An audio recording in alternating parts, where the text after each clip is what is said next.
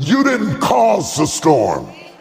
The storm is not your fault. It's not like Peter went in the wrong direction. It's not like this guy knew that this guy was going to pass out on the plane. You did not cause the storm. So stop allowing that voice to accuse you, because Satan is an accuser of the brethren, and he will say you brought this on yourself. You're a fool. You shouldn't have never done it. You must have lost your mind. What is it about you that made you think you could do something that big? You must be crazy. You must know storms come to everybody. Anointed people, saved people, unsaved people, backslidden people, whorish people, straight people, gay people, cute people, ugly people, fat, bow-legged people. Everybody has storm.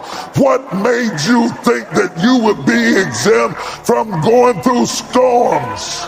Everything that I know about God that matters, I learned it not in a concordance, not even in a scripture. I learned it all in a storm. I learned it all on the cliff, on the edge of the cliff, about to die, so sick I could throw up, and wondering if I would live to see another day. Everything I learned about God that mattered came through a crisis, not a promotion, not an advancement, not a check in the mail, not the accolades of men. That don't teach you jack. Going through sickness and pain and chaos and trouble and heartbreak and disgrace and embarrassment and frustration and humiliation and depression and grief unbearable. Everything I ever learned about the Lord is my shepherd. I learned it in a storm. I learned it in a fight. I learned it in a crisis. I learned it when the odds were against me. I learned it while they were talking about me like a dog. I learned it while they were rolling their eyes. I learned it while they were blogging about me. I learned it while they were lying on me. Who am I preaching to? And the word of the Lord is to stay steady in the storm. Don't back up, don't give in, don't give up, don't retreat, don't run from people, don't worry about what they think. Their opinion is not your victory. Changing their mind is not the crown that you're going to wear. People gonna think whatever they're gonna think. People gonna say. Don't take the presence of the storm to indicate the absence of God.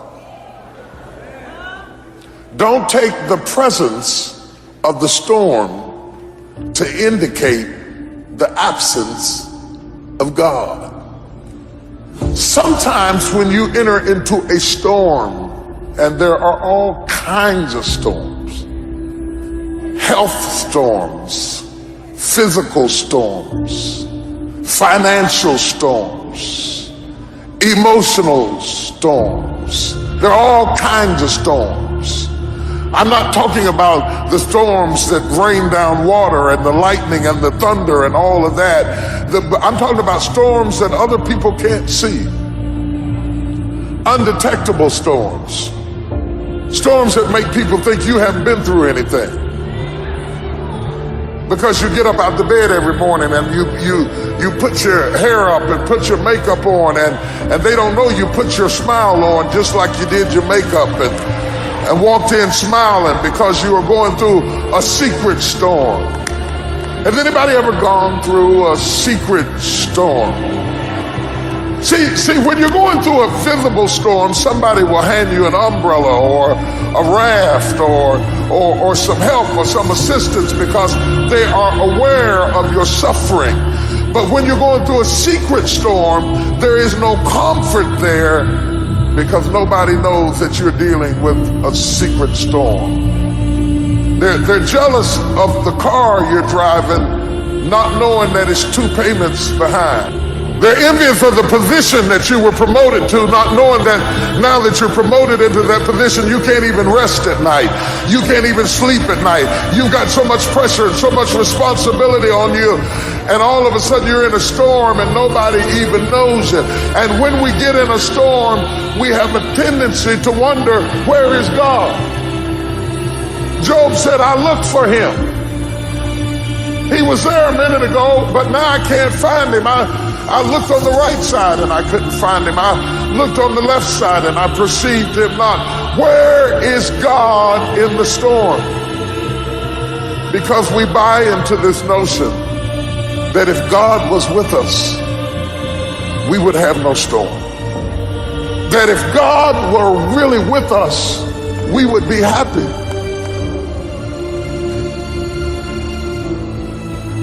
That if God were really with us, everything would go smoothly. That if God were really on our side, we would have no family problems. If God were really with us, our bills would be paid. How could God be with us and us be in foreclosure? How could God be with us and we have cancer? How?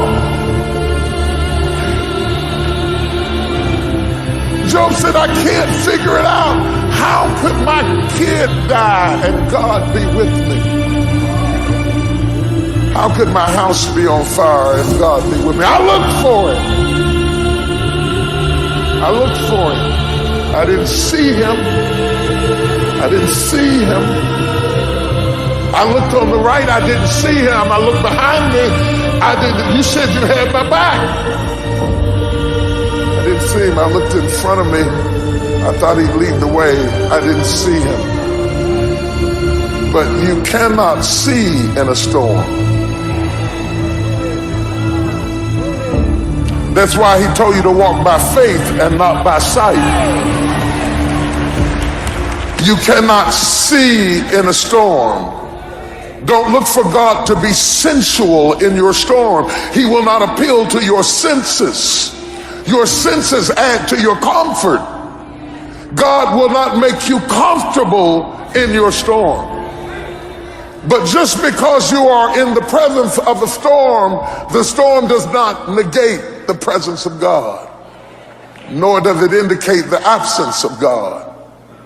In fact, if you really want to see God do his best work, get in trouble.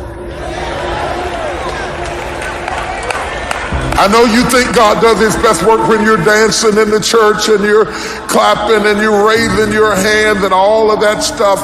No. I know that God visits your praise. The Bible said he inhabits the praises of Israel. I understand that God visits your praise. But if you want to know where God lives, he lives in trouble. The Bible said he is a very, very present help in the time of trouble. If you're looking for God, he's in the storm. He may not be saying anything, Peter. You may find him asleep on the boat in the bottom of the ship, but don't think that he jumped off the boat because you were in a storm. He is with you in the storm. He promised. He promised to be with you. I'm going to tell you something about the promises of God. Anytime God promises you something, get ready for trouble. I know you haven't heard it talk that way, but I'm going to rock your world this morning. Anytime God promises you something, get ready for trouble. I never promised the obvious. I never promised the obvious. I never promised my wife, I promise you I'll be a black man.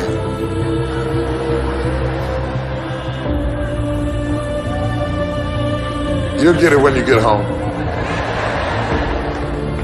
I promise you I'll remain a male. Never promise that. You never promise the obvious. You give a promise when you know that something is going to come to make you doubt.